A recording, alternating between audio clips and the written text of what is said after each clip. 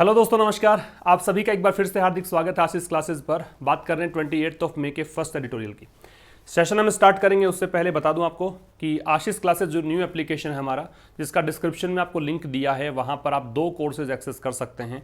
एक ग्रामर का कोर्स जो कंप्लीट है, एक ट्रांसलेशन वाला बैच चल रहा है, हिंदी टू इंग्लिश ट्रांसलेशन, जहां पे 18 क्लासेज अपलोड हो चुकी हैं। क्लास नंबर 19 आज अपलोड होगी। हर दिन वहां पे एक क्लास अपलोड होती है। 15 सेंटेंसेज हिंदी टू इंग्लिश हम वहाँ पे डिस्कस करते हैं और वो कोर्स आपको बहुत हेल्प करेगा यदि आपके किसी भी एग्जाम में ट्रांसलेशन पूछा जाता है तब। ठीक है, अंडरस्टैंडिंग भी खैर डेवलप होती ही है, किसी एग्जाम की तैयारी करें ना करें, अंडरस्टैंडिंग डेवलप करने में बहुत हेल्प करता है वो। और एक और एप्लीकेशन है आशीष क्लासेस इंग्लिश, इसका नाम आशीष क्लासेस इंग्लिश अब कर दिया गया है। ये एप्लीकेशन अगर आप डाउनलोड करते हैं प्ले स्टोर पर, पहला रिजल्ट इसी का दिखाएगा। तो यहाँ पे आपको एडिटोरियल वाला बैच मिलेगा। एडिटोरियल में होता ये है कि हर वेंसडे को बैच स्टार्ट करते हैं। एक एडिटोरियल आपको यूट्यूब पर जो मिलता है वही यहाँ पर मिलेगा, बस फ़र्क ये है कि पीडीएफ अवेलेबल होगा, साथ में जल्दी आप इसको एक्सेस कर पाएंगे। ठीक है, 5 बजे मिलता है यूट्यूब पर, तो यहाँ वो 11-12 बजे मिल जाता है। एक लेट नाइट को मिलता है। और यहाँ पे जो भी प्राइस आपको नजर आ रही है वो सब जीएसटी जुड़कर वहाँ पे दिखेगी आपको। ठीक है, ये भी ध्यान रखना। क्लोज टेस्ट पैराजंबल वाला बैच है, ये भी आप एक्सेस कर सकते हैं इस एप्लीकेशन पर। एसएससी प्रीवियस ईयर पेपर्स भी उपलब्ध हैं। आइए स्टार्ट करते हैं आज का एडिटोरियल। इनकॉर्पोरेटिंग लिमिट्स किस बारे में आर्टिकल है, क्या बताएगा। और आपको पता होना चाहिए कि जब आप ये सेशन, एडिटोरियल वाला सेशन, जब आप इस चैनल पर देखते हैं तो यहाँ पे क्या क्या चीज़ें आपको मिलेंगी। आप ट्रांसलेशन सीखते हैं इंग्लिश टू हिंदी, आप वोकैब रटने की ज़रूरत नहीं पड़ती, वोकैब को कैसे अप्लाई करना है वो सीखते हैं। आप यहाँ पे सीखते हैं ग्रामर के कॉन्सेप्ट्स जो आपको रटने नहीं पड़ते हैं। कॉम्प्रिहेंशन कैसे डील करना है एग्जाम में, वो सब यहाँ पे सीख जाते हैं। और करंट हैपनिंग्स जो भी होती हैं उनके भी कॉन्टेक्ट में आप आते हैं, वो सब चीज़ें भी आपकी अपडेट हो जाती हैं ऑटोमेटिकली बिना कुछ किए। बस आपको करना ये है कि हर शाम 5 बजे मंडे टू फ्राइडे आप बस सेशन देखिए और नोटबुक लेकर बैठो। जो भी इंपॉर्टेंट बातें हो वो सब नोट करो और अगले सेशन पर जाने से पहले पिछले सेशन को रिवाइज करके आओ। रिवीजन वैसे मैंने एक फीचर जोड़ रखा है यहाँ पे। उस रिवीजन वाले फीचर में कुछ वर्ड्स यहाँ पे मैं डिस्कस करता हूँ जो पीछे के सेशंस में मैंने पढ़ाए हैं आपको। उनको रिकॉल करने से आपका रिवीजन हो जाता है और वो वर्ड्स बार बार में देखोगे तो अपने आप याद हो जाएंगे, कहीं आपको एक्स्ट्रा एफर्ट्स पुट करने की जरूरत नहीं है। फाइनेंशियल एक्सप्रेस भी आपको पढ़ा रहा हूँ इन दिनों में। मैं पिछले कुछ दिनों से फाइनेंशियल एक्सप्रेस कंटिन्यू किया हुआ है।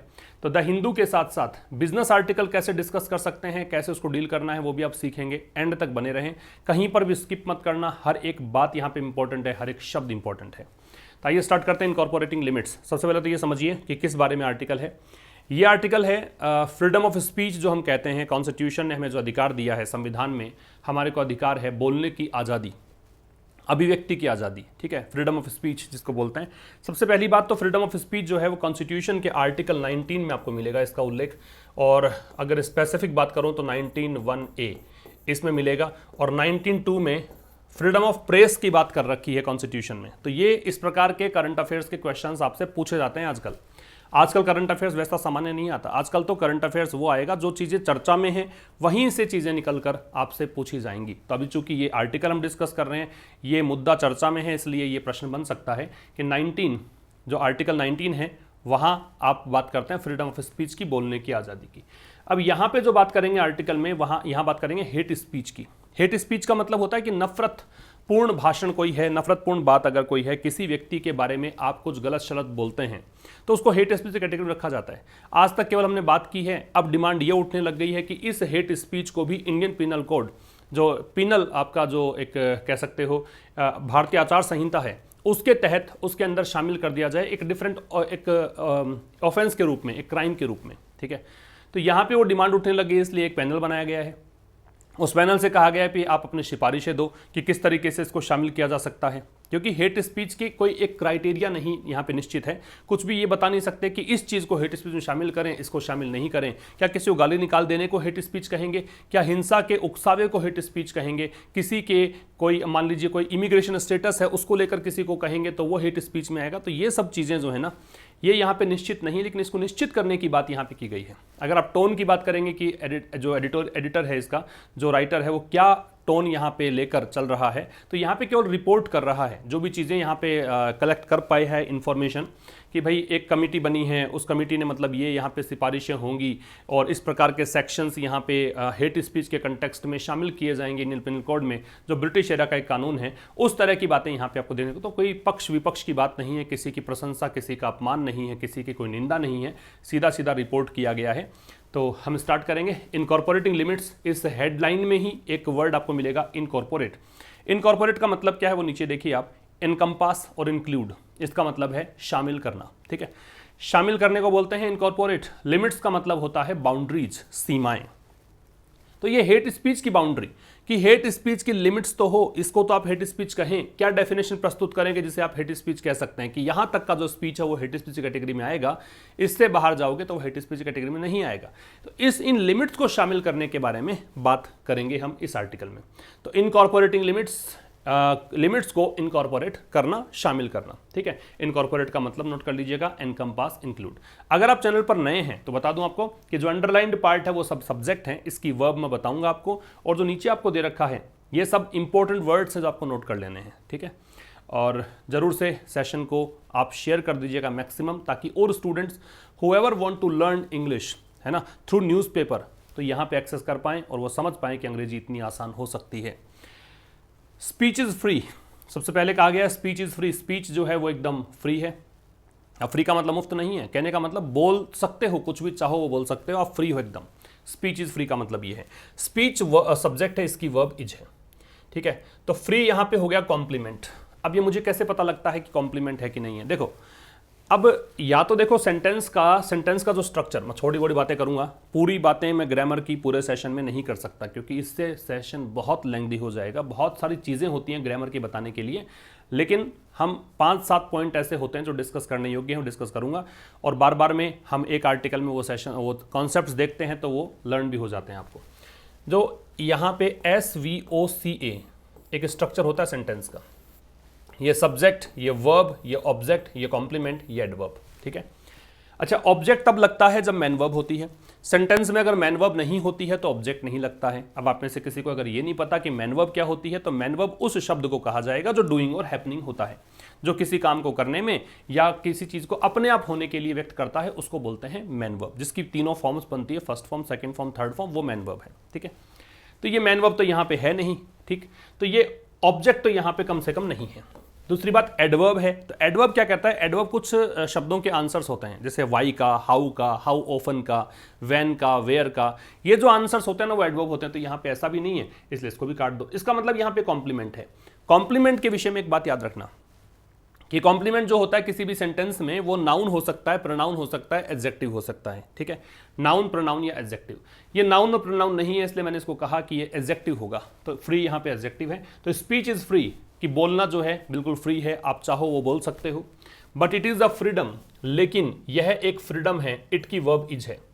दैट कम्स, वो फ्रीडम, दैट रिलेटिव प्रोनाउन है, इससे संबंध है। कम्स विद रेस्पॉन्सिबिलिटी, जो कि जिम्मेदारी के साथ आता है। तो यहां तक एक सेंटेंस पूरा होता है आपका, और इस सेंटेंस में यह कहा गया है कि स्पीच फ्री है, लेकिन इट इज अ फ्रीडम, लेकिन एक फ्रीडम है दैट कम्स विद रेस्पॉन्सिबिलिटी, ऐसी फ्रीडम है जो कि जिम्मेदारी के साथ आती है, राइट। अब समझो, स्पीच की वर्ब इज है, इट की वर्ब इज है, ये तो सब्जेक्ट वर्ब हो गया। दैट रिलेटिव प्रोनाउन है, फ्रीडम के लिए है, फ्रीडम की वर्ब है वो कम्स है। एक बात समझा दूं आपको मैं, दैट जो होता है ना वो कनेक्टर भी, कंजंक्शन भी होता है, और रिलेटिव प्रोनाउन की भूमिका में भी आता है। और दैट के साथ जो क्लोज बनता है, भी रिलेटिव प्रोनाउन है, तो ये एक साथ में कैरी करेगा, एक प्रकार से एक क्लोज कैरी करेगा। क्लोज का मतलब बता देता हूं। क्लोज का मतलब हिंदी में उपवाक्य होता है। क्लोज का मतलब सेंटेंस का वो हिस्सा होता है जिसमें सब्जेक्ट और प्रेडिकेट होता है, ठीक है। सब्जेक्ट होगा, प्रेडिकेट होगा। प्रेडिकेट का मतलब वो पार्ट जिसके अंदर वर्ब होती है। तो सब्जेक्ट और वर्ब जिसके अंदर हो वो क्लोज होता है। सेंटेंस का वो हिस्सा जो कि सब्जेक्ट और वर्ब कैरी करता है वो क्लोज है। तो ये जो है ये एक क्लोज है, रिलेटिव क्लोज बनता है। और दैट से जो क्लोज बनता है वो ध्यान रखें कि नाउन होता है, नाउन क्लोज होता है, ठीक है। ये कुछ छोटी मोटी बातें ध्यान रखें आप। दैट से जो क्लोज बनता है वो नाउन क्लोज होता है, और नाउन क्लोज जो होता है, नाउन एक्चुअल में सब्जेक्ट या ऑब्जेक्ट होता है। तो वो सेंटेंस में पहचानना पड़ता है कि वो सब्जेक्ट की स्थिति में आ रहा है कि ऑब्जेक्ट की स्थिति में आ रहा है, ठीक।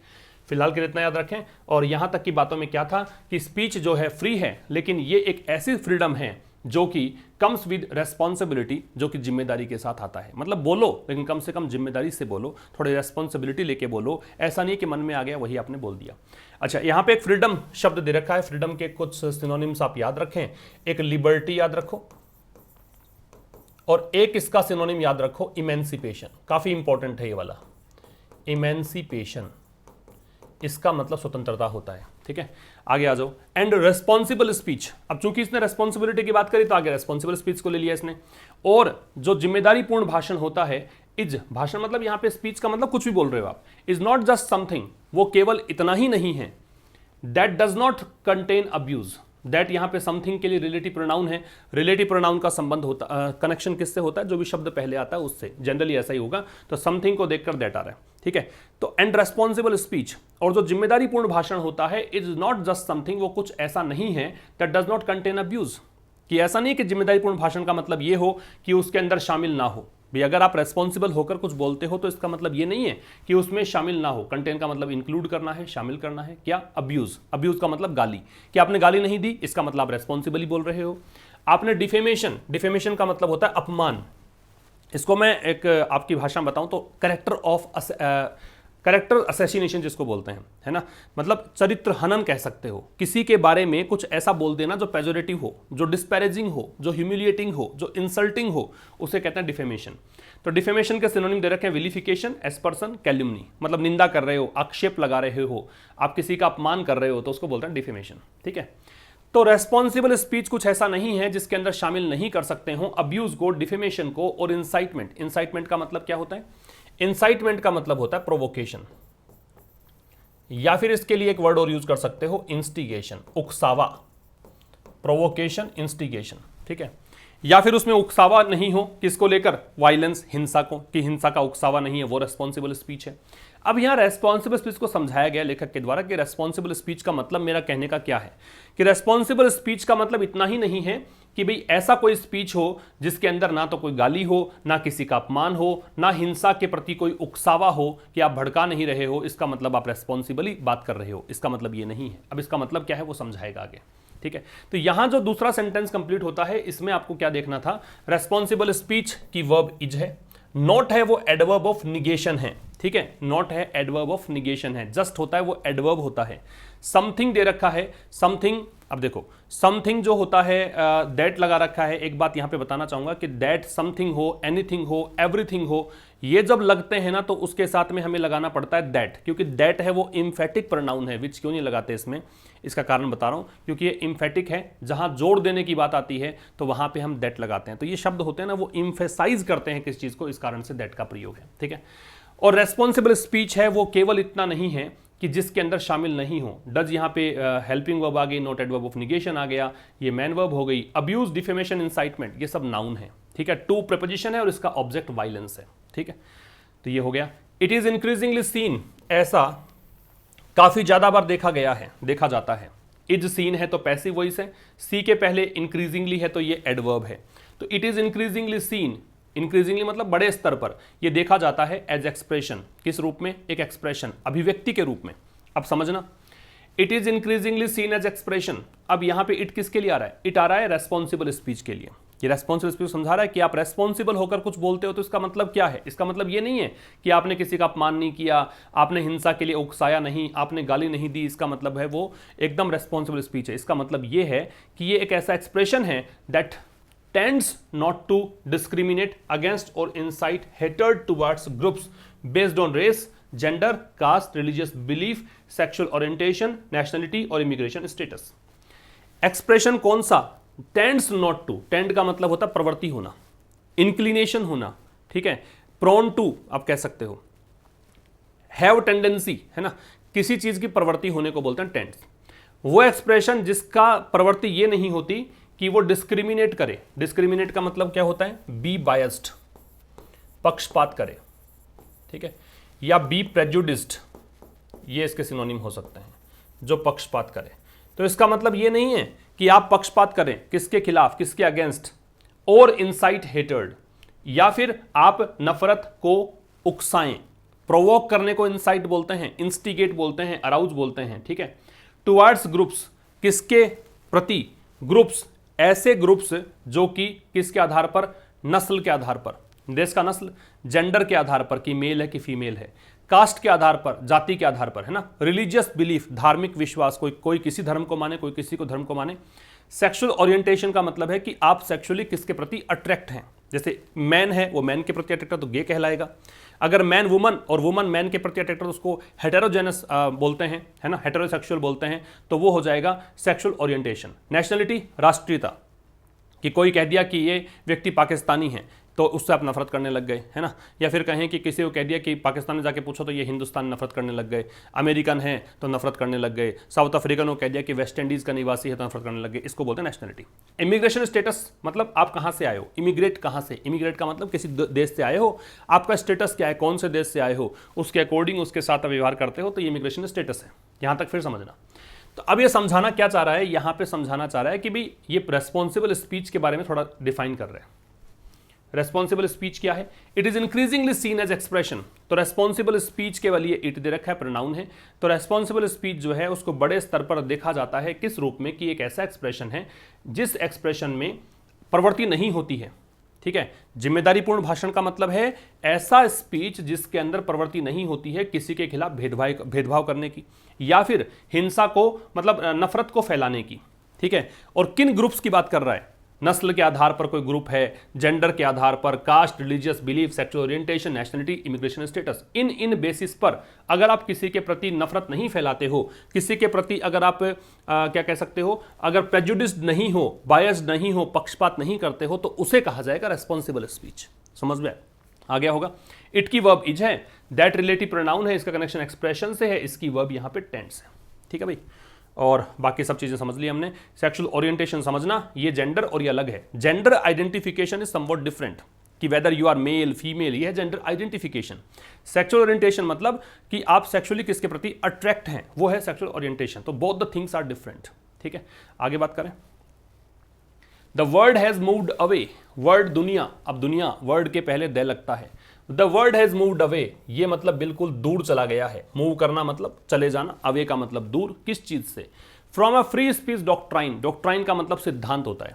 डॉक्ट्राइन के सिनोनिम्स यहां दे रखे हैं, बिलीफ है, प्रिंसिपल है, कॉन्सेप्ट है, डोगमा है। ये सब होता है क्या, सिद्धांत, belief, principle, concept, dogma. Principle की एक स्पेलिंग PAL होती है, उसका मतलब प्रधानाचार्य होता है। कई बार ये मिस स्पेल्ड वर्ड में, कई बार आपको जैसे कोई एक सेंटेंस दे दिया, उस सेंटेंस में जरूरत है इस वर्ड की, आपने लगा दिया PAL, ऐसी कुछ गलतियां पूछ लेते हैं एग्जाम में, ध्यान रखें आप इसको। तो the world has moved away, कि दुनिया जो है वो दूर चली गई है, किस चीज से, अ फ्री स्पीच डॉक्ट्राइन, ये एक सिद्धांत है ना, किसका, फ्री स्पीच का, कि आप मुक्त हैं, आप स्वतंत्र हैं कुछ भी बोलने के लिए। बेस्ड ऑन, किसके आधार पर, a formal equality among different view points. Formal equality, formal औपचारिक, इक्वलिटी समानता, अमंग किसके बीच, different view points. Viewpoint का मतलब क्या है, stance, point of view, outlook, attitude, नजरिया। ठीक है, अलग अलग नजरियों में, मतलब डिफरेंट व्यू पॉइंट्स हैं, 5-10 लोग हैं, उनके सबके अलग अलग विचार हैं। उन अलग अलग विचारों के अंदर एक फॉर्मल इक्वलिटी के आधार पर इसको देखा जाता है। 2, अब यहां से दूर चली गई है और कहां आ गई है दुनिया, तो 2 लगा रखा है। 1 किसके लिए आ रहा है, 1 आ रहा है फ्री स्पीच डॉक्ट्राइन के लिए। समझ रहे हो, ये 1 आ रहा है फ्री स्पीच डॉक्ट्राइन की। बताऊं थोड़ा 1 के बारे में, फिलहाल इतना समझो। दैट डिस्करेजेस, दैट यहां पे इसके लिए आ रहा है, जो कि डिस्करेज करता है, हतोत्साहित करता है, the targeting of any vulnerable section.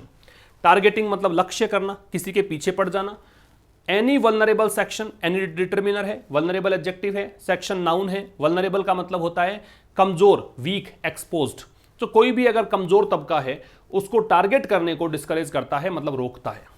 फिर समझना, दुनिया जो है दूर चली गई है इस कॉन्सेप्ट से। 2 कॉन्सेप्ट हैं। एक कॉन्सेप्ट तो क्या है कि फ्री स्पीच डॉक्ट्राइन जो है, मतलब आप मुक्त, एकदम फ्री हैं, स्वतंत्र हैं, आप आजाद हैं कुछ बोलने के लिए।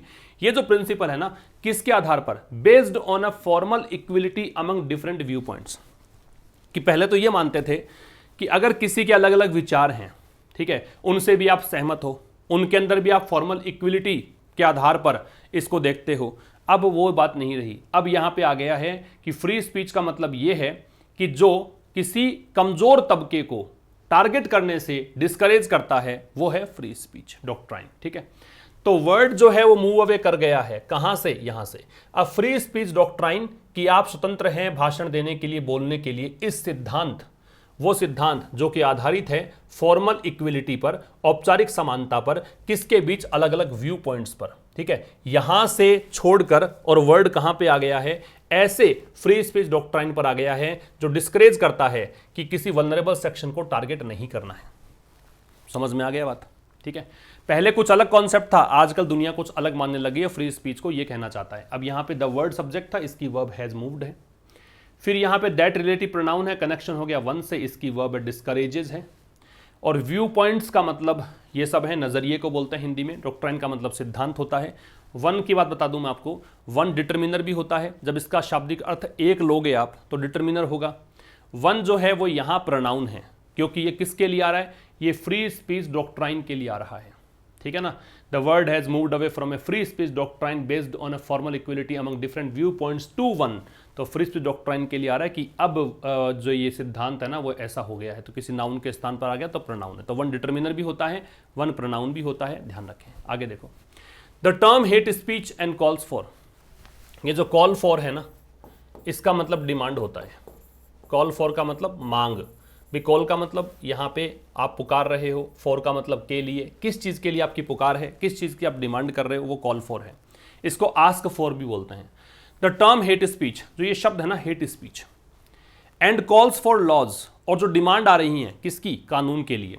दो चीज़ें हैं, एक तो शब्द हेट स्पीच और दूसरी कानून की डिमांड। कानून कौन सा, दैट लग के बताएगा, specifically seek to punish it.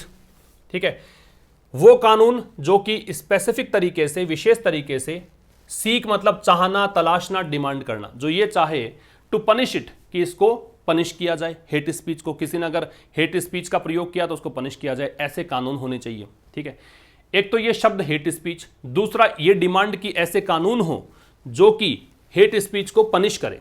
तो ये दोनों चीजें हैं वो अराइज फ्रॉम, ये अराइज किसके लिए आ रहा है, इन दोनों के लिए, हेट स्पीच और कॉल्स के लिए। अराइज का मतलब होता है इमर्ज होना, उत्पन्न होना, है ना। तो ये चीज उत्पन्न होती है किससे, फ्रॉम दिस इंक्लूसिव अंडरस्टैंडिंग, इस समावेशित करने वाली समझ से। इंक्लूसिव एडजेक्टिव है, अंडरस्टैंडिंग नाउन है। इंक्लूसिव का मतलब क्या है, इंक्लूसिव से मतलब है कि भाई आप सभी लोगों की बात सुनने के लिए तैयार हो, हर टाइप की विचारधारा को शामिल करने के लिए तैयार हो, उसको बोलते हैं इंक्लूसिव। इंक्लूड शब्द तो पता ही होगा आपको, इंक्लूड का शामिल करना है तो इंक्लूड से बनता है इंक्लूसिव। ठीक है, ऑफ द बेसिस, अंडरस्टैंडिंग किसकी, बेसिस की, आधार की, ऑन विच, किस आधार पर, speech is restricted in modern democracies, जिसके आधार पर स्पीच, जो भी आपका मतलब स्पीच है, एक्सप्रेशन है, वो रेस्ट्रिक्टेड है, प्रतिबंधित है, इन मॉडर्न मतलब आधुनिक लोकतंत्र में, है ना। वो देश जहां पे लोकतंत्र है, भाई वहीं पे तो बात करोगे आप फ्री स्पीच की, जहां लोकतंत्र नहीं वहां पे तो फ्री स्पीच का मतलब ही नहीं उठता। ठीक है, तो यहां तक समझना कि जो ये टर्म है, ये जो शब्द है हेट स्पीच, और उसकी जो डिमांड है कानून की, वो कानून हो जो कि विशेष रूप से यहाँ पे उनमें प्रावधान हो कि वो हेट स्पीच को पनिश करे, इसकी डिमांड भी उठने लग गई है। तो ये दोनों ही चीज़ें हैं ना, कि हेट स्पीच की बात आप कर रहे हो, उन कानून की डिमांड कर रहे हो जो पनिश करेगा इसको, तो ये उत्पन्न होती है, ये यहाँ पे इमर्ज होती है किस चीज़ से, इस इंक्लूसिव अंडरस्टैंडिंग से। अंडरस्टैंडिंग किसकी है, इस आधार पर कि जिस आधार पर स्पीच को मॉडर्न डेमोक्रेसीज में रेस्ट्रिक्ट किया जाता है, कि आजकल की जो लोकतंत्र हैं वहाँ पे स्पीच के लिए फ्रीडम नहीं है, वहाँ पे बोलने की स्वतंत्रता नहीं है, वहाँ पे आपको रेस्ट्रिक्ट किया जाता है। ठीक है, तो ये जो एक अंडरस्टैंडिंग है ना, इस कारण से ये यहाँ पे बातें सामने आ रही है। यहाँ पे कारण बताया लेखक ने कि ये बातें कहाँ, क्यों हम डिस्कस कर रहे हैं इस एडिटोरियल को, क्या कारण है कि हम इसको डिस्कस कर रहे हैं, क्या कारण है कि मुद्दा यहाँ पे आया हुआ है। तो यहाँ पे कह रहा है कि जो टर्म हेट स्पीच है और जो कानून की डिमांड है, वो कानून जो कि विशेष रूप से इसको पनिश करने की बात करते हैं, तो ये जो दोनों चीज़ें हैं ये अराइज होती है किस चीज़ से, इस इंक्लूसिव अंडरस्टैंडिंग से, इस समावेशित करने वाली समझ से, ऑफ द बेसिस, अंडरस्टैंडिंग किसकी है, उस आधार की जिस आधार पर स्पीच को रेस्ट्रिक्ट किया जाता है आधुनिक लोकतंत्र में। ठीक है, यहां तक की बात में ये जो दैट है वो लॉज के लिए है, तो इसका मतलब यहाँ पे जो सीक आ रहा है वो लॉज को देखकर आ रहा है, इन दोनों को देखकर यहाँ पे अराइज आ रहा है, स्पीच को देखकर यहाँ पे इज आ रहा है। ठीक है, बाकी यहाँ पे कोई वर्ड ऐसा कुछ था नहीं। आगे आ जाए। इन दिस बैकड्रॉप, बैकड्रॉप का मतलब होता है कंटेक्स्ट, पृष्ठभूमि, इस पृष्ठभूमि में the proposal to incorporate provisions, जो प्रस्ताव है किस चीज का, कि आप ऐसे प्रावधानों को, प्रोविजन का मतलब समझना, प्रोविजन का मतलब होता है कंडीशन, प्रोविजन का मतलब कंडीशन, प्रोविजो शर्त को बोल सकते हैं, प्रावधान बोल सकते हैं, ठीक है। तो इस पृष्ठभूमि में जो प्रस्ताव रखा गया है कि आप ऐसे प्रावधानों को शामिल करें अगेंस्ट हेट स्पीच, वो प्रावधान जो हेट स्पीच के अगेंस्ट हो, और किस में शामिल करना है, पीनल लॉ में। पीनल लॉ का मतलब दंडात्मक जो कानून है भी, भारत के संविधान में एक जो पीनल लॉ है उसके तहत उन चीजों को शामिल किया गया है कि भाई इन इन चीजों को अपराध माना गया है, तो इसको भी अपराध मान लो, ठीक है। तो इस पृष्ठभूमि में जो प्रस्ताव रखा गया है प्रोविजंस को शामिल करने का, ठीक है, किसके खिलाफ, हेट स्पीच के खिलाफ, कि हेट स्पीच के खिलाफ कुछ प्रावधान है उनको आप शामिल कर लो पिनल लॉ में, इज क्वाइट वेलकम। तो ये जो प्रस्ताव है ये बिल्कुल स्वागत योग्य है। प्रपोजल को देखकर यहां पे इज आ रहा है, वेलकम एडजेक्टिव है, यहां पे क्वाइट एडवर्ब है, एडजेक्टिव को मॉडिफाई करता है एडवर्ब, तो ये क्वाइट यहां पे एडवर्ब। एक बात और समझना, एक वर्ड होता है क्विट, एक वर्ड होता है QUIET क्वाइट, और एक वर्ड होता है QUITE क्वाइट, ठीक है। ये क्विट जो है वो छोड़ने का अर्थ देगा, जैसे क्विट इंडिया मूवमेंट, भारत छोड़ो आंदोलन आपने सुना होगा। ये क्वाइट है, इसका मतलब शांत होता है, ये एडजेक्टिव होता है। ये क्वाइट है, ये बिल्कुल का अर्थ देता है, ये एडवर्ब होता है। तो ये वेलकम की विशेषता बता रहा है, तो ये एडजेक्टिव है, इसलिए यहाँ पे आपको एडवर्ब मिल रहा है, ठीक है। फिर समझना, तो इस पृष्ठभूमि में, कौन सी पृष्ठभूमि, जो हमने पीछे बात करी है वो सारी, है ना। एक प्रपोजल यहाँ पे दिया गया है, और ये सीधा सीधा देखो, ये प्रपोजल जो है वो बिल्कुल स्वागत योग्य है, ठीक है। ये बन गया सेंटेंस पूरा कि प्रपोजल जो है वो स्वागत योग्य है, बिल्कुल स्वागत योग्य है, स्वागत किया जाना चाहिए इस प्रपोजल का। प्रपोजल है क्या, प्रपोजल ये है कि हेट स्पीच के अगेंस्ट कुछ प्रोविजंस को शामिल करो आप, और शामिल किस में करना है, पीनल लॉ में, कि हेट स्पीच के खिलाफ आप आओ और कुछ ऐसे प्रोविजंस लेकर आओ जिसके तहत आप ये कह सको कि हेट स्पीच भी जो है वो एक दंड है, मतलब एक दंडात्मक कानून बना दीजिए इसके लिए, ये कहो कि ये भी एक क्राइम है। अब देखो कमेटी बना दी इसके लिए कि भाई इसको सिफारिश के लिए कि भाई आप है ना इसके बारे में सोचो और आप कुछ यहाँ पे ऐसे प्रोविजंस लेकर आओ जिससे हम इसको अलग अपराध कह सकें। तो committee appointed by the union home ministry, तो केंद्रीय गृह मंत्रालय के द्वारा एक कमेटी जो यहाँ पे अपॉइंट की गई। अ कमिटी यहाँ पे नाउन है क्योंकि ए के बाद में है। इस कमिटी के लिए ये एडजेक्टिव दे रखा है पास्ट पार्टिसिपल, ठीक है। एक बात ध्यान रखना कि एडजेक्टिव जो है वो नाउन से पहले भी आ सकता है और कई बार एडजेक्टिव नाउन के बाद में भी आ सकता है। जब पहले आता है तो उसे ग्रामर की भाषा में बोलते हैं एट्रीब्यूटिव एडजेक्टिव। कई बार जब बाद में आता है तो उसको हम बोलते हैं पोस्ट पोज्ड एडजेक्टिव। ये इसलिए बता रहा हूं कि कई बार पोस्ट पोज्ड एडजेक्टिव आपसे एग्जाम में पूछे जाते हैं। मैं आपको आगे बताऊंगा, एक दो चीजें यहाँ पे मिल जाएंगी आपको। तो a committee appointed by the union home ministry, एक कमिटी जो यहाँ नियुक्त की गई केंद्रीय गृह मंत्रालय के द्वारा। टास्क्ड विद मतलब इस कमेटी को मतलब काम सौंपा गया, ठीक है। इस कमिटी को यहां पे काम सौंपा गया रेकमेंडिंग चेंजेस। काम किसका है, काम यह है कि रेकमेंडिंग चेंजेस की कुछ बदलाव की सिफारिश करो, सिफारिशें दो, चेंजेस बदलाव, रेकमेंडिंग सिफारिश करना। इन क्रिमिनल लॉ, किसमें, इस क्रिमिनल लॉ में, इस पीनल लॉ में, मतलब यहां पे आपराधिक जो कानून है ना उसमें बदलाव के लिए सिफारिश दो। अब ये कमिटी, ये सारी बातें छोड़ दो और कमिटी की वर्ब आ गई इज। ये कमिटी जो है अब यहां पे सीक कर रही है। सीक का मतलब चाहना, तलाशना, डिमांड करना। ये प्रयास कर रही है किस चीज का, फॉर्मुलेट। फॉर्मुलेट का मतलब होता है बनाना। देखो फॉर्मुलेट, ये मैंने यहां पे गलत लिख दिया सारा, ये पीछा का कोई आ गया। फॉर्मुलेट का मतलब लिखना ड्रॉप, बनाना, ठीक है, create,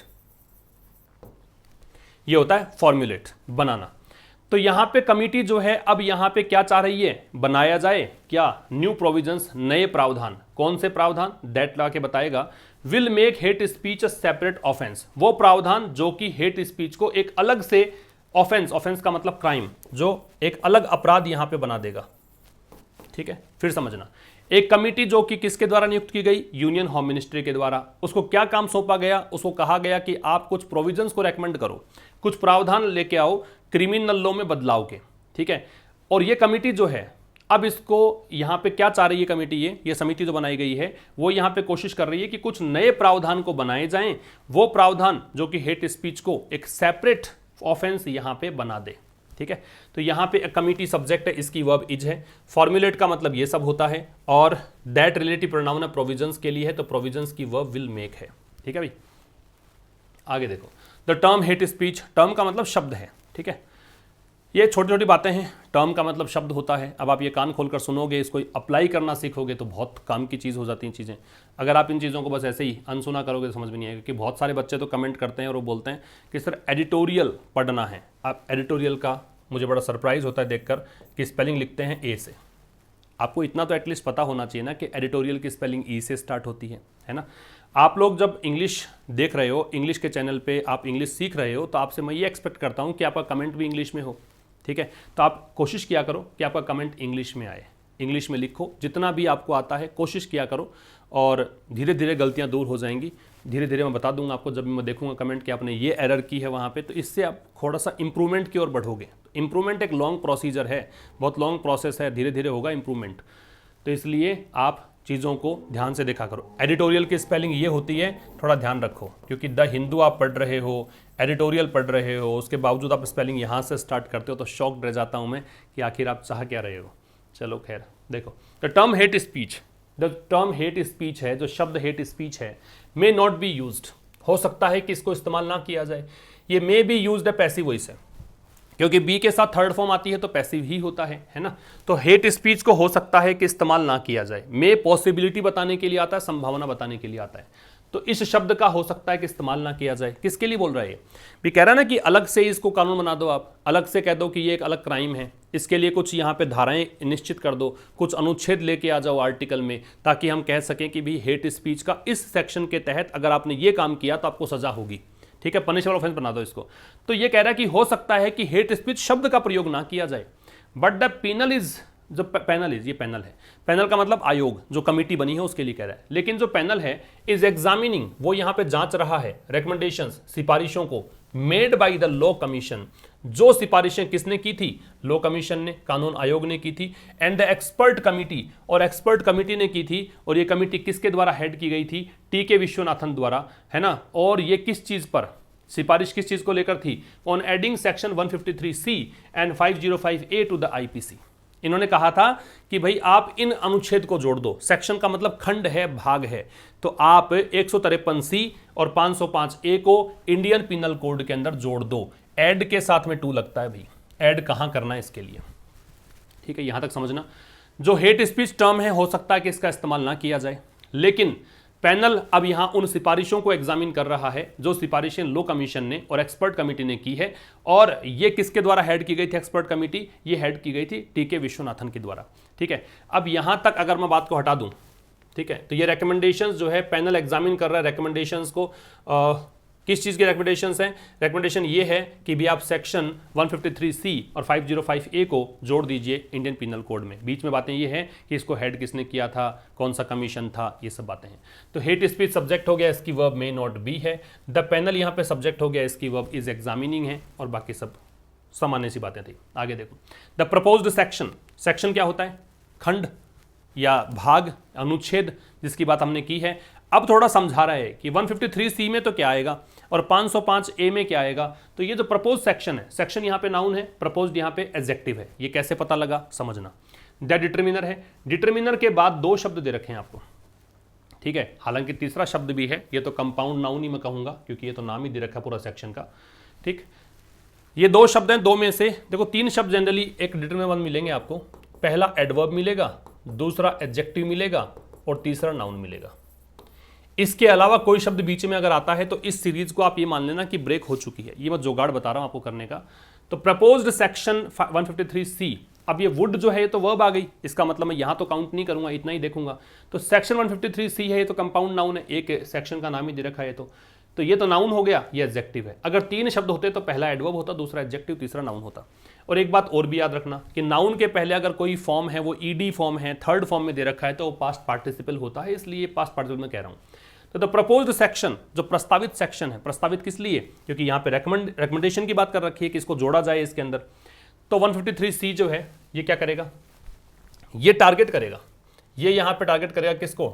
speech that Gravely threatens any person और ग्रुप। स्पीच कौन सा? वो स्पीच, रिलेटिव प्रोनाउन है, वो स्पीच जो कि ग्रेवली, ग्रेवली का मतलब होता है सीरियसली, वो स्पीच जो ग्रेवली थ्रेटन्स, थ्रेटन का मतलब होता है कह सकते हो खतरा पैदा करना, इंपेरिल करना या फिर धमकाना। वो स्पीच जो कि सीरियसली थ्रेटन करता है किसी भी पर्सन या ग्रुप को, किसी भी व्यक्ति को या किसी समूह को, विद इंटेंशन, इरादे के साथ। विद प्रपोजिशन है, इंटेंशन नाउन है, क्योंकि प्रपोजिशन के बाद में हमेशा ऑब्जेक्ट लगता है। ऑब्जेक्ट चाहे प्रपोजिशन का हो चाहे सेंटेंस का हो, नाउन या प्रोनाउन ही हो सकता है और कुछ नहीं हो सकता, ठीक है। तो वो स्पीच जो कि ग्रेवली थ्रेटन करता है किसी भी पर्सन को या किसी ग्रुप को, किस इरादे के साथ? इरादा ये होता है टू कॉज फियर और अलार्म, कि आप या तो भय व्याप्त कर दो, है ना। अलार्म का मतलब भी भय, चिंता, इसी को बोलते हैं। तो इसके लिए एक वर्ड बताता हूं, ट्रेपिडेशन। ट्रेपिडेशन का मतलब भी चिंता होता है। कंसर्न कह सकते हो, फियर कह सकते हो, पैनिक कह सकते हो, ठीक है, ये सब अलार्म। तो इरादा क्या होता है? धमकाने का इरादा ये होता है कि आप डर व्याप्त कर दो। और इंसाइट वायलेंस, या फिर क्या कर दो? हिंसा भड़का दो। इंसाइट का मतलब भड़काना। टुवर्ड्स देम, किनके प्रति? उनके प्रति, मतलब उस व्यक्ति या समूह के लिए। And prescribe a sentence of 2 years in prison and a fine. और यहाँ पे क्या करता है कि ये जो सेक्शन है ना, ये यहाँ पे प्रेस्क्राइब करता है किस चीज़ को? अ सेंटेंस, कि एक सज़ा मिले, कितने साल की? 2 सालों की, या तो जेल में और एक जुर्माना भी लगे, ठीक है। फिर समझना, जो प्रपोज्ड सेक्शन है, जो प्रस्तावित ये खंड है, ये अनुच्छेद 153C, ये क्या करेगा? ये टारगेट करेगा स्पीच को, मतलब किसके लिए ये लगाया गया है। तो 153C कब लगेगी धारा? ये तब लगेगी जब कोई व्यक्ति, जो मतलब ऐसा कोई स्पीच है, ऐसा कुछ बोल दिया आपने जो कि सीरियसली किसी को, व्यक्ति को या ग्रुप को थ्रेटन करता है, धमकाता है, किस इरादे से? ताकि उस ग्रुप या पर्सन के लिए आतंक पैदा हो जाए, डर पैदा हो जाए उनके मन में, या फिर हिंसा को इंसाइट करता है टुवर्ड्स देम, उनके लिए, है ना, हिंसा भड़काता हो। तो अगर आपने अपने स्पीच से, अपने बोलचाल से हिंसा भड़का दी या किसी के मन में डर व्याप्त करने की धमका दिया उनको, ठीक है, तो 153C लग जाएगा, ठीक है। And prescribe a sentence of 2 years in prison and fine. और ये जो सेक्शन है ना, ये क्या करेगा? ये यहाँ पे प्रेस्क्राइब का मतलब निर्धारित करता है, डिटरमिन करता है क्या चीज़? कि एक सज़ा होगी यहाँ पे। सेंटेंस का मतलब सज़ा है, सेंटेंस का मतलब वाक्य भी होता है, सेंटेंस का सज़ा भी होता है। सज़ा किसकी? 2 सालों की जेल में, और एक जुर्माना भी लगेगा। समझ में आ गया होगा आपको, ठीक है। तो ये सब चीज़ें ध्यान रखना 153C के तहत आती हैं। अब आगे बोल रहा है सेक्शन 505A। अब इसको एक्सप्लेन करेगा कि ये जो सेक्शन है ना, ऑन द अदर हैंड, दूसरी तरफ। अब ये द अदर क्यों लगाया? यहाँ पे भी एक काम की बात है। देखो, अगर किसी चीज़ के 2 ही एंड हैं, जैसे मान लो यहाँ A है और यहाँ B है, 2 ही एंड है, एक तो ये छोर है, दूसरा ये है, तो यहाँ तो लगाते हैं हम क्या? द अदर, क्योंकि ये स्पेसिफिक हो गया, निश्चित हो गया।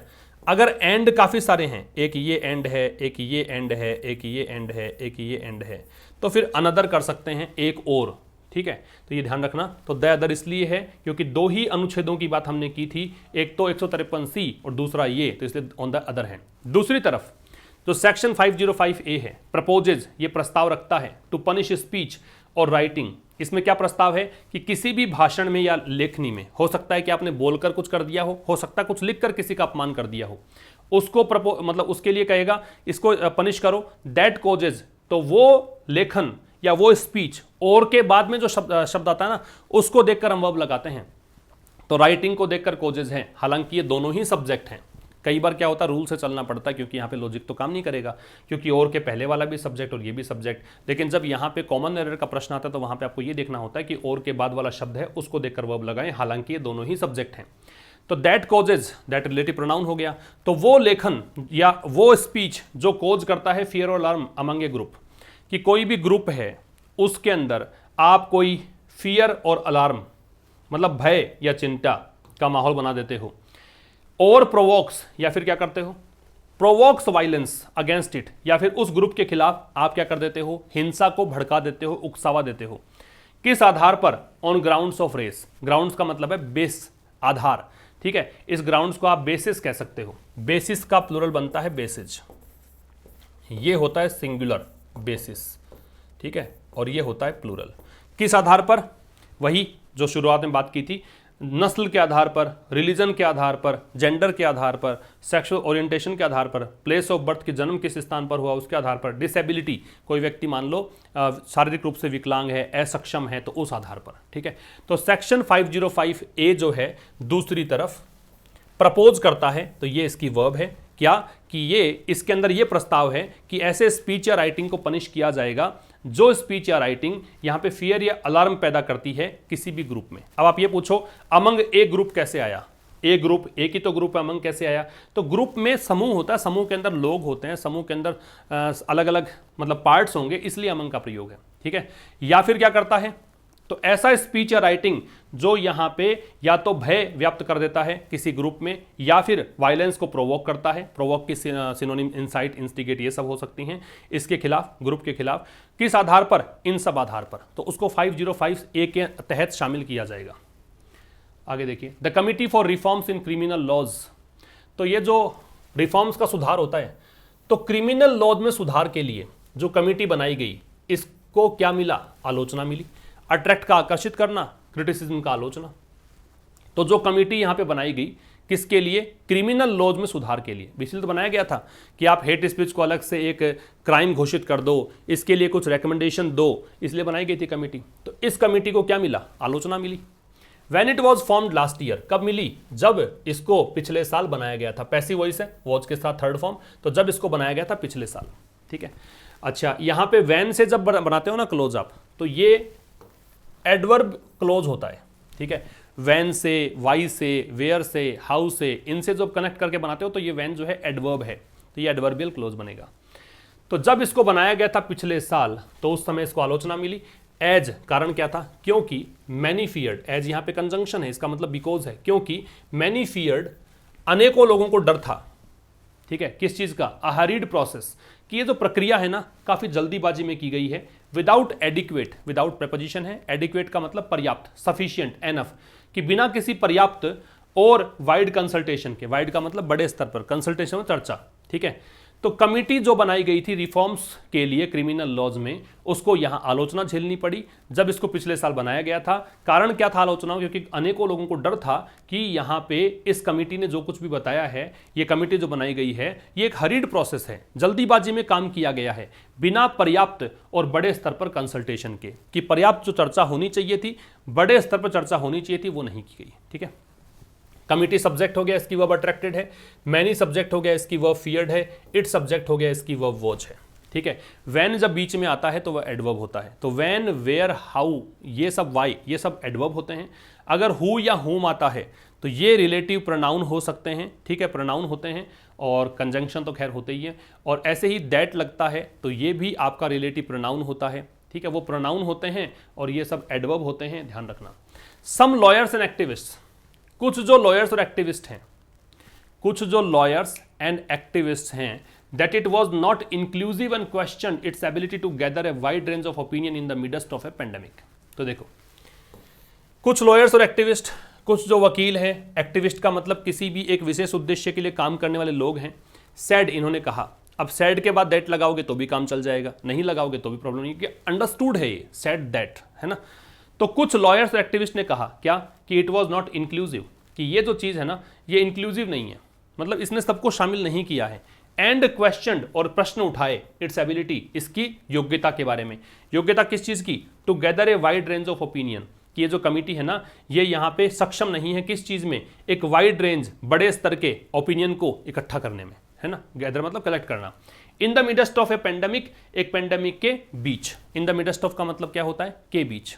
फिर समझना, सम लॉयर्स एंड एक्टिविस्ट, कुछ लॉयर्स और एक्टिविस्ट जो हैं उन्होंने क्या कहा कि ये इट यहाँ पे कमिटी के लिए आ रहा है, कि ये जो कमिटी है वो इंक्लूसिव नहीं है, और इसने क्वेश्चन उठाया, है ना, किस चीज़ पर?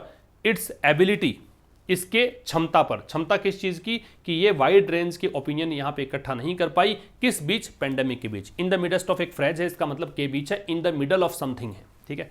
तो सम लॉयर्स एंड एक्टिविस्ट सब्जेक्ट है, इसकी वर्ब सेड है, इट की वर्ब वॉज है, ठीक है, और क्वेश्चन है वो इसकी ही वर्ब है। ये जो लॉयर्स एंड एक्टिविस्ट है ये क्वेश्चन इसकी वर्ब है। While such points of criticism remain, while है यहाँ पे कंजंक्शन है भाई। देखो छोटी छोटी बातें हैं, ग्रामर बहुत डीप है, बहुत ज़्यादा डीप है। जैसे मैंने आपसे कहा कि दैट जैसे है, दैट से कोई क्लोज बनता है वो एक नाउन क्लोज बनाता है, वैसे एडजेक्टिव क्लोज बनाता है, लेकिन कई बार नाउन क्लोज बना देता है। बहुत सारी चीज़ें हैं इसके अंदर, वो एग्जाम्पल से ही क्लियर होती हैं, लेकिन थोड़ा बहुत ध्यान रख सकते हैं कि दैट वाला क्लोज है वो नाउन क्लोज बनाएगा, वैन वेयर ये सब हैं एडवर्ब क्लोज बनाएंगे। दैट वाला क्लोज एडजेक्टिव क्लोज वैसे सामान्यतः बनाता है, लेकिन नाउन क्लोज भी बनाता है जब इससे पहले कोई नाउन नहीं आता है तो, ठीक है। अगर नाउन पहले आएगा तो एडजेक्टिव क्लोज बना देगा। वॉट वाला क्लोज है वो हमेशा नाउन क्लोज बनाता है। तो ये कुछ चीज़ें आपको ध्यान रखनी पड़ेंगी। वैसे ही वाइल की बात बता दूं, वाइल एक कंजंक्शन होता है, वाइल नाउन भी होता है, ठीक है। वाइल नाउन भी होता है। वाइल का मतलब होता है at the same time, while का मतलब होता है ड्यूरिंग द टाइम, वाइल का मतलब होता है a length of time. While यहाँ पे कंजंक्शन है, इसका मतलब है ऑल्दो या डेस्पाइट, इसके बावजूद, है ना। तो ये इसके बावजूद का अर्थ देता है, तो ये डेस्पाइट का अर्थ देता है। यहाँ पे ये कंजंक्शन है। तो यहाँ पे देखो, ये जो क्लॉज है इसमें कहेगा कि यद्यपि इस चीज के बावजूद कि सच पॉइंट्स ऑफ क्रिटिसिज्म रिमेन, कि ऐसे जो आलोचना के बिंदु हैं, भी कमेटी बनाई आपने, उसकी आलोचना हुई, तो कह रहा है यद्यपि ऐसे बिंदु जो हैं आलोचना के वो बने रहेंगे, रिमेन हैं, बाकी अभी बने हुए हैं। तो सच पॉइंट्स को देखकर यहाँ पे रिमेन है। सच के बारे में बहुत बार बताया है मैंने कि सच जो है वो उसके बाद जब नाउन लगाते हो तो प्लूरल लगती है। अगर आप सिंगुलर लगा दोगे, काउंटेबल सिंगुलर नाउन है, तो उससे पहले ए या एन आ जाता है। तो यहाँ पे अगर पॉइंट होता तो मैं कहता सच अ पॉइंट, लेकिन पॉइंट्स है इसलिए प्लूरल है। तो यद्यपि ऐसे पॉइंट्स जो हैं क्रिटिसिज्म के वो बने रहते हैं।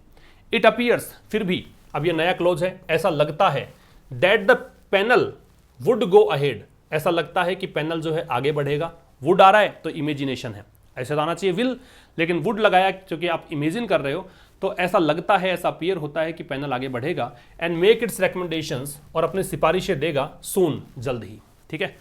क्या कहना चाह रहा है कि हालांकि मान लिया कि ऐसे आलोचना तो हो रही है, फिर भी कह रहा है कि ऐसा लगता है कि पैनल जो है, ये जो पैनल बनाया गया है, आयोग बनाया गया है, कमेटी बनाई गई है, ये आगे बढ़ेगा और अपने रिकमेंडेशन जल्द ही देगा, अपनी सिफारिश जल्दी, जो काम के लिए बनाया गया ना वो काम जल्दी करेगा, ठीक है।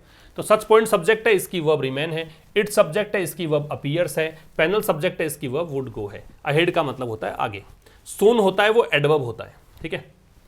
In the context of the hate speech, in the context of का मतलब इन द बैकड्रॉप ऑफ, मतलब पृष्ठभूमि में या इसके संदर्भ में, ठीक है। अब द हेट स्पीच प्रोविजंस, कि आप जो हेट स्पीच के लिए प्रावधानों की बात कर रहे हो ना, इस संदर्भ में इट मस्ट डायरेक्ट, इट आ रहा है कमिटी के लिए, पैनल के लिए। ये पैनल जो है मस्ट एक ऐसा मॉडल है जो ऑब्लिगेटरी है, जो मैंडेटरी है, जो कंपलसरी है, उनको बताने के लिए यूज करते हैं। तो जरूर से जरूर इस पैनल को डायरेक्ट करना चाहिए इट्स एफर्ट्स। डायरेक्ट मतलब दिशा देना, डायरेक्ट से ही डायरेक्शन बनता है। तो इस कमिटी को इन प्रोविजंस के संदर्भ में अपने प्रयासों को दिशा देनी चाहिए। To define narrowly the sections, कि ये जो सेक्शंस हैं, ये जो अनुच्छेदों की बात आप कर रहे हो, तो उनको आप डिफाइन करें नैरोली, संकीर्ण तरीके से। संकीर्ण का मतलब यहां पे प्रिसाइज तरीके से, टू द पॉइंट करो, है ना। ज्यादा बड़ी बड़ी बातें मत शामिल करो इसके अंदर, टू द पॉइंट आप डिस्क्राइब करो। इट प्रपोजेस टू फॉर्मुलेट, कौन से सेक्शंस जो ये पैनल जो है प्रस्ताव रख रहा है बनाने के लिए। फॉर्मुलेट क्या पढ़ा था, ड्रॉ अप करना, क्रिएट करना। एंड अवॉइड, और बचे, ये मस्ट के साथ ही लग रहा है, मस्ट लगाने की जरूरत नहीं, रिपीट करने की जरूरत नहीं, मस्ट के साथ ही है वैसे। और यहां पे बचे किस चीज से, पिटफॉल से। पिटफॉल क्या होता है, डेंजर, रिस्क, पेरिल, डिफिकल्टी, मुश्किलों को बोलते हैं पिटफॉल। और बचे खतरे से, खतरा किसका, यूजिंग वेग एंड ओवरब्रॉड टर्म्स, यूजिंग प्रयोग करने से, वेग का मतलब अनक्लियर, अस्पष्ट, वेग का मतलब होता है अनक्लियर। ओवरब्रॉड का मतलब क्या होता है, जरूरत से ज्यादा, ब्रॉड का मतलब वृहद, है ना। टर्म्स का मतलब शब्द, that would fall foul of the constitution, वो टर्म्स जो कि वुड यहां पे आ रहा है, फिर इमेजिन कर रहा है, हाइपोथेटिकल कंडीशन बता रहा है। फॉल फाउल ऑफ का मतलब होता है कानून तोड़ना, कानून का उल्लंघन करना, जो संविधान का उल्लंघन करे, ऐसे टर्म्स को अवॉइड करे, ठीक है। कॉन्स्टिट्यूशन से पहले हमेशा द लगेगा, ध्यान रखना, संविधान को बोलते हैं, फिर समझना। तो कह रहा है कि हेट स्पीच के प्रोविजंस के संदर्भ में ये जो कमिटी है, इसको जरूर से जरूर अपने प्रयासों को दिशा देनी चाहिए। किस रूप में, कि वो सेक्शंस को बड़े सटीक तरीके से, नैरो तरीके से यहां पे डिफाइन करें। कौन से सेक्शंस, जिसका इसने प्रस्ताव रखा है कि ये सेक्शन बनाएगी, 505A और 100 जो बताया था आपको पहले, वो 2 सेक्शंस। और अवॉइड करे और बचे, ये इट मस्ट अवॉइड ही है यहां पे, किस चीज से, खतरे से। खतरा किसका, कि आप कहीं ऐसा ना हो कि बड़े अस्पष्ट और बड़े स्तर पे, मतलब ओवरब्रॉड, जो प्रिसाइज नहीं हो, सटीक नहीं हो, उन टर्म्स को यूज कर रहे हो। ये वेग और ओवरब्रॉड टर्म्स क्या करेंगे, ये जो टर्म्स हैं ये संविधान का उल्लंघन करेंगे अगर आप ऐसा करते हो तो। इसलिए सटीक एकदम डेफिनेशन आपको देनी है, ये होना चाहिए, ठीक है। आगे देखिए, section 66A of the information technology act, it may be recalled. ये इट मे बी रिकॉल्ड दे रखा है, पहले इसको देख लो। देखो रिकॉल के दो मतलब होते हैं। रिकॉल का मतलब एक तो ये होता है ऑफिशियली किसी को वापस बुला लेना, जो कल के एडिटोरियल में भी था, सेकेंड एडिटोरियल में। एक रिकॉल का मतलब होता है फिर से याद करना, ठीक है। तो इस चीज को फिर से आप रिकॉल कर सकते हो, फिर से स्मृति में ला सकते हो। मैं दे रखा है संभावना बता रहा है, may be recalled passive voice है। जो सेक्शन 66A है, ये जो अनुच्छेद है ना 66A, किसका है ये? Information technology act. याद रखना, एक्ट जहां भी होगा वहां दे लगता है ना, अधिनियम है। तो ये सूचना प्रौद्योगिकी, ये एक अधिनियम है, सूचना तकनीकी मतलब एक अधिनियम है। इसका जो ये सेक्शन 66A है, इसे आप फिर से रिकॉल कर सकते हो। इस बात को रिकॉल इसलिए किया है, देखो कैसे बताएगा, कनेक्शन जोड़ेगा इससे, कि ये जो एक्ट था ना, ये जो सेक्शन 66A था, इस इंफॉर्मेशन आईटी एक्ट का, इसको स्ट्रक डाउन किया गया। स्ट्रक डाउन जो है स्ट्राइक डाउन की थर्ड फॉर्म है, ठीक है। इसका मतलब क्या होता है? नलीफाई, एनल, कैंसिल, इनवैलिडेट, रद्द कर देना, किसी कानून को समाप्त कर देने को बोलते हैं स्ट्रक डाउन। मतलब स्ट्राइक डाउन की थर्ड फॉर्म है, वॉज के साथ थर्ड फॉर्म पैसिव है। किसके द्वारा? सुप्रीम कोर्ट के द्वारा। सुप्रीम कोर्ट के पहले द लगेगा, बिकॉज क्योंकि it failed to define some terms. क्योंकि जो ये जो इट है ना, इट किसके लिए आ रहा है? इस सेक्शन के लिए, क्योंकि ये सेक्शन जो है असफल रहा किस चीज में? कुछ टर्म्स को डिफाइन करने में, कुछ चीजों को डिफाइन करने में। That sought to criminalise offensive and annoying messages. अब टर्म्स कौन से? वो टर्म्स जिसमें यह चाहा गया था कि ऑफेंसिव और अनोइंग मैसेजेस हैं, मतलब कुछ ऐसे मैसेज हैं जो किसी को अनोय करते हैं, किसी के लिए ऑफेंसिव है, किसी के लिए मतलब चिढ़ जिससे पैदा हो जाती है, जो किसी के लिए अनप्लीजेंट मैसेज है, ऑफेंसिव का अनप्लीजेंट कह सकते हो, उनको क्रिमिनलाइज करने का प्रयास इसमें किया गया था। लेकिन इसको डिफाइन नहीं कर पाया तो इसको स्ट्राइक डाउन कर दिया गया। वैसा ही कह रहा है कि अगर आपने नैरोली नहीं बनाए और बड़े स्तर पे बनाए तो हो सकता है कि ये कॉन्स्टिट्यूशन का उल्लंघन हो। फिर समझना कि जो 66A है सेक्शन किसका? आईटी एक्ट का। इसको आप एक बार फिर से रिकॉल कर सकते हैं। इस बात को यहाँ पे जोड़ना चाह रहा है, उसी को संदर्भ में रखते हुए कि भाई इसको आप स्ट्रक डाउन, मतलब इसको स्ट्रक डाउन किया गया, इसको नलीफाई किया गया सुप्रीम कोर्ट के द्वारा। क्यों किया गया? क्योंकि ये जो धारा है ये असफल रही थी किस चीज़ में? कुछ टर्म्स को परिभाषित करने में। कौन से टर्म्स? जिसमें ये चाहा गया था कि कोई अनोइंग या ऑफेंसिव मैसेज है उसको अपराध की श्रेणी में रखा जाए, लेकिन ये बात को ढंग से स्पष्ट नहीं कर पाई, इसलिए सुप्रीम कोर्ट ने इसको हटा दिया। एवर सिंस दिस 2015 डिसीजन, ये डिसीजन कब का था? 2015 का। तो जब से ये डिसीजन आया था 2015 का, सिंस का मतलब होता है फ्रॉम, ये मतलब मान लो, सिंस का मतलब फ्रॉम, इस बिंदु पर। तो जब से डिसीजन आया 2015 का, सम गवर्नमेंट सी अ लैकुना, लैकुना का मतलब होता है गैप, लैकुना का मतलब स्पेस, हिटस, अंतराल, कमी, कमी मान लो, ठीक है। तो जब से 2015 डिसीजन जो आया था, कुछ जो सरकारें हैं वो देखती है अ लैकुना कि कुछ कमी है किस चीज में? इन द लॉ, कानून में। कानून कौन सा? देखो मैंने कहा था ना कि जब नाउन आप बाद में लगाते हो तो उसको पोस्ट पोज्ड, नाउन के बाद एडजेक्टिव होता है, पोस्ट पोज एडजेक्टिव बोलते हैं उसको। ये कंसर्न शब्द है ना, ये बहुत काम का है। जब ये नाउन के पहले लगता है, जब ये एट्रीब्यूटिव एडजेक्टिव के रूप में आता है तो इसका मतलब होता है चिंता, ठीक है। जब ये एडजेक्टिव बाद में आएगा नाउन के, इसका मतलब होगा संबंधित, रिलेटेड। तो यहां लो कौन सा है? संबंधित कानून, क्योंकि बाद में आ रहा है लो के। तो कह रहा है जब से 2015 डिसीजन आया था तो कुछ सरकारें इस देखती हैं किस रूप में कि कानून कौन सा? Concerning offensive messaging over the internet, कि इंटरनेट पर आपने कोई ऐसा मैसेज कर दिया जो अनप्लीजेंट है, अनोइंग है ना, उससे संबंधित जो कानून है उसमें कमी है।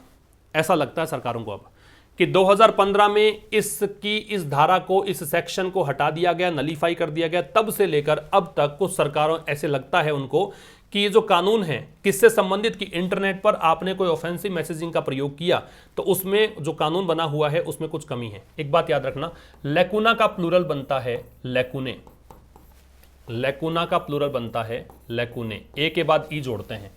ऐसा ही होता है फॉर्मूला में, फॉर्मूला का फॉर्मूले। ऐसा ही होता है लार्वा में, लार्वा का लार्वे, ठीक है, याद रखना।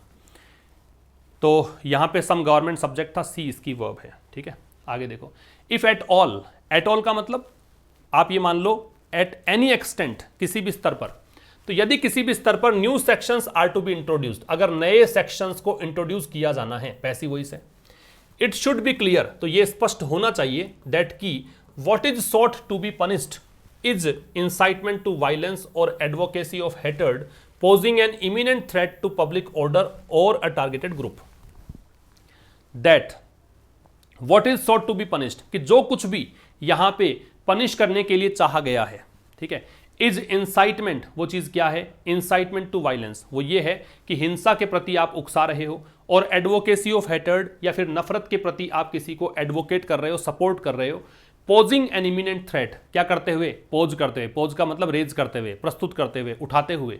इमिनेंट थ्रेट का मतलब जो खतरा अभी नजदीक ही है उसको बोलते हैं इमिनेंट, बता दूंगा मैं। टू पब्लिक ऑर्डर, लोक व्यवस्था के लिए, और अ टारगेटेड ग्रुप या फिर ऐसे ग्रुप जिसको टारगेट आपने किया है, जिसके पीछे आप पड़े हुए हो, ठीक है। तो यदि किसी भी स्तर पर इन सेक्शंस को इंट्रोड्यूस किया जाना है, सेक्शन मतलब इन सेक्शंस को आप शामिल कर रहे हो, है ना। तो यदि किसी भी स्तर पर इन सेक्शंस को इंट्रोड्यूस किया जाना है तो ये बात स्पष्ट होनी चाहिए दैट की, अब दैट यहां पे कंजंक्शन है, और व्हाट इज सॉट दे रखा है, ये what is sought to be punish दे रखा है। ये जो क्लोज है ये नाउन क्लोज होगा। व्हाट से बनने वाला जो भी क्लोज है वो निश्चित रूप से नाउन क्लोज होगा। दैट से बनने वाला क्लोज है वो नाउन क्लोज भी है, वैसे एडजेक्टिव क्लोज बनता है, ध्यान रखना। तो न्यू सेक्शंस की वर्ब यहां पे आर है, इट की वर्ब यहां पे शुड बी है, ठीक है। तो यदि किसी भी स्तर पर नए सेक्शन को इंट्रोड्यूस किया जाना है तो ये बात स्पष्ट होनी चाहिए, क्या चीज की, ये कंजंक्शन लग गया कि व्हाट इज, अब व्हाट को देखकर इज है और इस पूरे क्लोज को देखकर इज है, ठीक है। कि जो कुछ भी यहां पे पनिश किए जाने के लिए सोचना है, सीख करना है, वो क्या है, वो चीज ये है इंसाइटमेंट टू वायलेंस, कि आप हिंसा के प्रति उकसा रहे हो किसी को, या फिर क्या है कि हेटर्ड की एडवोकेसी कर रहे हो। एडवोकेसी का मतलब सपोर्ट कर रहे हो। पोजिंग एन इमिनेंट थ्रेट, क्या करते हुए, पोजिंग यहां प्रेजेंट पार्टिसिपल है, साइमल्टेनियस एक्शन को डिनोट कर रहा है। दो काम साथ में हो और एक काम कंटिन्यूअस एक्शन दर्शाना हो आपको तो उसमें आईएनजी लगाते हैं। पोज का मतलब होता है रेज, रेज करते हुए, उठाते हुए, प्रस्तुत करते हुए। क्या, इमिनेंट थ्रेट, इमिनेंट का मतलब होता है क्लोज या इंपेंडिंग या एट हैंड या अप्रोचिंग, जो मतलब नजदीक ही हो, ठीक है। तो क्या करते हुए, इमिनेंट थ्रेट को पोज करते हुए, और थ्रेट किसके प्रति है, तो थ्रेट जिसके प्रति होगा वहां पे टू लगेगा। पब्लिक ऑर्डर, लोक व्यवस्था के प्रति, या फिर कोई ग्रुप है जिसको आपने टारगेट किया हुआ है उस ग्रुप के प्रति, ठीक है। इसको आप करेंगे ये जो है, मतलब अगर नए सेक्शंस को इंट्रोड्यूस कर रहे हो तो ये बात स्पष्ट करो कि that what is sought to be punished, कि आप जो कुछ भी पनिश करना चाह रहे हो, पनिशमेंट किसका मिलना चाहिए, इस चीज के लिए पनिशमेंट मिलना चाहिए। ओनली देन, केवल तभी, will it be a valid curb on free speech. Curb का मतलब होता है रेस्ट्रिक्शन, वैलिड का मतलब मान लो एप्रोप्रिएट, उपयुक्त, उचित। तो तभी क्या होगा, ये एक सही तरीके का रेस्ट्रिक्शन होगा, किस पर, फ्री स्पीच पर। कि आप कह रहे हो ना कि बोलने की आजादी प्रतिबंध लगाना चाहते हो, तो सही रूप में प्रतिबंध तभी होगा जब आप इन चीजों को शामिल करोगे हेट स्पीच में, इसको आप क्रिमिनल ऑफेंस मानोगे, तभी ऐसा होगा, ठीक है। ओनली से जब सेंटेंस स्टार्ट होता है तो इन्वर्जन लगता है, तो इट की वर्ब यहां पे देखो विल दे रखा है, तो ओनली से स्टार्ट होने पर इन्वर्जन लगाना है, ओनली एडवर्ब है, तो विल का प्रयोग इट से पहले है। अगर ये इट विल होता तो ये कॉमन एरर का प्रश्न बन जाता, ठीक है भाई। तो ये तो हो गया आपका एडिटोरियल। अब रिवीजन कर लेते हैं। एक्सपेंसिव, क्या पढ़ा था हमने एक्सपेंसिव के बारे में। देखो एक्सपेंसिव, एक्सपेंशन वर्ड समझते होंगे आप, एक्सपेंड समझते होंगे, एक्सपेंड वर्ब होती है, एक्सपेंशन होता है वो नाउन होती है, और एक्सपेंसिव होता है वो एडजेक्टिव है। एक्सपेंसिव का मतलब विस्तृत, तो इसके लिए एक्सटेंसिव कह सकते हो विस्तृत के लिए, और क्या कह सकते हो, और इसके लिए कह सकते हो स्पेशियस, काफी विस्तृत है, फार रीचिंग जो है ना, उसको बोलते हैं। फिर असोर्टेड है, असोर्टेड कल फाइनेंशियल एक्सप्रेस में देखा था हमने। मिक्स्ड को बोलते हैं, वेरीड को बोलते हैं, मतलब मिश्रित। बर्जियोनिंग, बर्जियोनिंग का मतलब बढ़ता हुआ, तो एप्रिशिएटिंग, एप्रिशिएटिंग, या फिर ग्रोइंग कह सकते हो, या इंक्रीजिंग कह सकते हो, बढ़ता हुआ, ठीक है। रोड ब्लॉक का मतलब क्या होता है, रुकावट, हिंड्रेंस, ये तो ब्लॉक से समझ जाओ आप। हिंड्रेंस है, ऑब्स्ट्रैक्शन है, रुकावट को बोलेंगे। और इंपेरेटिव क्या होता है, अनिवार्य, तो कंपल्सरी कह सकते हो, या फिर इसके लिए क्या यूज कर सकते हो, ऑब्लिगेटरी यूज कर सकते हो, या फिर महत्वपूर्ण को भी बोलते हैं इसेंशियल, नेसेसरी या वाइटल। ये सब बताए थे मैंने आपको, अत्यावश्यक हो, महत्वपूर्ण हो, कंपल्सरी हो, ऑब्लिगेटरी हो, वो सब इंपेरेटिव है। अब बारी है फाइनेंशियल एक्सप्रेस की, देखते हैं। देखो, Punjab which was seeing GST revenue shortfall. Shortfall का मतलब क्या होता है, कमी। शॉर्टफॉल के सिनोनिम में डेफिसिट, शॉर्टेज, लॉस, डेफिशिएंसी, ठीक है। पंजाब, पंजाब के बारे में दे दिया, विच रिलेटिव प्रोनाउन लगा के यहां बता रहा है पंजाब जो कि देख रहा था जीएसटी रेवेन्यू, रेवेन्यू का मतलब इनकम, शॉर्टफॉल कमी, ऑफ क्लोज टू, क्लोज मतलब लगभग, 50% की ऑफ द अश्योर्ड रेवेन्यू, और 50% की कमी किसकी? अश्योर्ड रेवेन्यू के। अश्योर्ड मतलब श्योर है, सर्टेन है, कि इसको लग रहा था कि जितना इसका रेवेन्यू आना है उसका 50% तो यहां पे गिरावट आने वाली है, लॉस होने वाला है। तो पंजाब जो कि सी मतलब यहां पे एक्सपीरियंस कर रहा था, देख रहा था, लग रहा था इसको कि जीएसटी रेवेन्यू शॉर्टफॉल जो है वो लगभग कितना रहेगा? अश्योर्ड रेवेन्यू का 50% रहेगा। फियर्स, अब यहां तक की बात कंप्लीट। अब पंजाब की वर्ब ये फियर्स, पंजाब को डर है दैट इट्स शॉर्टफॉल, कि इसकी जो कमी है विल फर्दर वाइडन, ये आगे चल के और वाइडन मतलब और बढ़ेगी। कहां तक चल जाएगी? 60% तक। कब की बात कर रहा है? फाइनेंशियल ईयर 2022 की, ठीक है, 2022 में। तो कह रहा है 50% तो हमें लग ही रहा है कि हमारा मतलब और राज्यों का भी नुकसान है, लेकिन और राज्यों का नुकसान 20% तक ही हुआ था, लेकिन यहां पंजाब का नुकसान 50% हो रहा था। अब पंजाब को डर इस बात का और है कि 2022 के अंदर हमारा जो ये कमी है ना, घाटा जो है ना जीएसटी रेवेन्यू वाला, वो 60% तक चला जाएगा। द स्टेट्स फाइनेंस मिनिस्टर, राज्य के वित्त मंत्री मनप्रीत सिंह बादल ने ये बात कही है। किसमें कही है? एक पत्र में टू यूनियन फाइनेंस मिनिस्टर, और ये पत्र किसको लिखा है? केंद्रीय गृह मंत्री निर्मला सीतारमण को। और किससे पहले लिखा है? Ahead of the GST council meeting on Friday, कि जीएसटी काउंसिल मीटिंग होनी है फ्राइडे को, मतलब आज मीटिंग होनी है, ठीक है। और उससे पहले एक पत्र लिख दिया है और कहा है कि भाई हमारा घाटा पूरा करो। ये वही कंपनसेशन ड्यू चल रहा है भाई। केंद्र सरकार ने जब जीएसटी इंप्लीमेंट किया गया था उस समय केंद्र सरकार ने कहा था, राज्यों से प्रॉमिस किया था कि तुम टेंशन मत लो, हम तुम्हारी भरपाई करेंगे। भरपाई आज तक नहीं हुई। लगभग हर राज्य का 20% घाटा चल रहा है, लेकिन पंजाब एक ऐसा राज्य 50% का घाटा चल रहा था। अब इनको लग रहा है कि 60% हो जाएगा घाटा हमारा। तो इसमें पंजाब सब्जेक्ट था, इसकी वह फियर्स है, विच यहाँ पे रिलेटिव प्रोनाउन है, पंजाब के लिए आ रहा है, इसकी वह वॉज है ना। और इट्स शॉर्टफॉल सब्जेक्ट है, तो इसकी वह विल वाइडन है। मनप्रीत सिंह बादल सब्जेक्ट है, तो हैड सेड इसकी वर्ब है। बाकी देखने लायक चीजें शॉर्टफॉल के सिनोनिम्स ये हैं। अश्योर्ड का मतलब सर्टेन है, श्योर है, निश्चित वाला बात को बोलेंगे अश्योर्ड। आई शडर, अब यहां पे जो लेटर में लिखा है वो बता रहा है आई शडर। शडर का मतलब कांपना, डर से कांपना। तो आई शडर टू थिंक, तो ट्रेम्बल क्यूयर शिवर, शिवर में ठंड से कांपना भी होता है, ट्रेम्बल डर से कांपना, शडर डर से कांपना। तो मैं सोच कर मतलब to think the position of Punjab, position का स्थिति, तो मैं यहां कांप रहा हूं डर से, टू थिंक सोचकर, the position of for Punjab next year, कि अगले साल पंजाब की स्थिति कैसी होगी।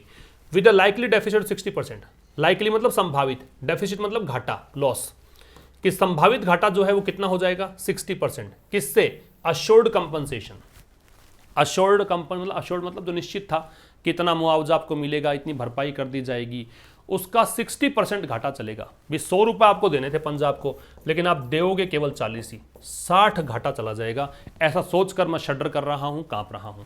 बादल रोट, ये बादल जो मनप्रीत बादल हैं, फाइनेंस मिनिस्टर है पंजाब के, उन्होंने लिखा है as concerns mount on states. कारण क्या है? क्योंकि चिंताएं जो हैं, माउंट मतलब होता है ग्रो करना, इंक्रीज होना, बढ़ना, वो राज्यों पर बढ़ रही है। Ahead of end of 5 year protection to GST revenues in June 2022। Ahead of का मतलब पहले, किससे पहले? कि 5 साल का वादा आपने किया था, 5 ईयर का प्रोटेक्शन हम देंगे जीएसटी रेवेन्यूज में, ये 2022 जून में खत्म होने वाला है ना। कि 5 साल कमिटमेंट था आपका कि 5 साल तो प्रोटेक्ट हम करेंगे, जो घाटा आपका हुआ है वो केंद्र सरकार आपको देगी। तो उन 5 साल का एंड, आपके वादे का एंड हो रहा है जून 2022 में। उससे पहले इन्होंने कहा कि भी चिंताएं बढ़ रही हैं, 60% तक घाटा हमारा पहुंच जाएगा, कौन भरपाई करेगा इस चीज़ की। तो ये सब था इसके अंदर। तो ये था आज का एडिटोरियल। और मंडे टू फ्राइडे शाम को 5 बजे हम मिलते हैं, तो इसका मतलब अब मंडे को मिलेंगे शाम को 5 बजे। सैटरडे संडे अगर मुझे थोड़ा सा टाइम मिलेगा तो मैं ज़रूर से कुछ सेशंस आपके लिए लेकर आऊँगा। अदरवाइज आप रिवाइज करें, मंडे से लेकर फ्राइडे तक के सारे वर्ड्स रिवाइज करें, सारे ग्रामर के कॉन्सेप्ट रिवाइज करें, और ज़रूर से शेयर कर दें इस वीडियो को। मिलते हैं मंडे को शाम 5 बजे, तब तक के लिए नमस्कार, थैंक यू वेरी मच।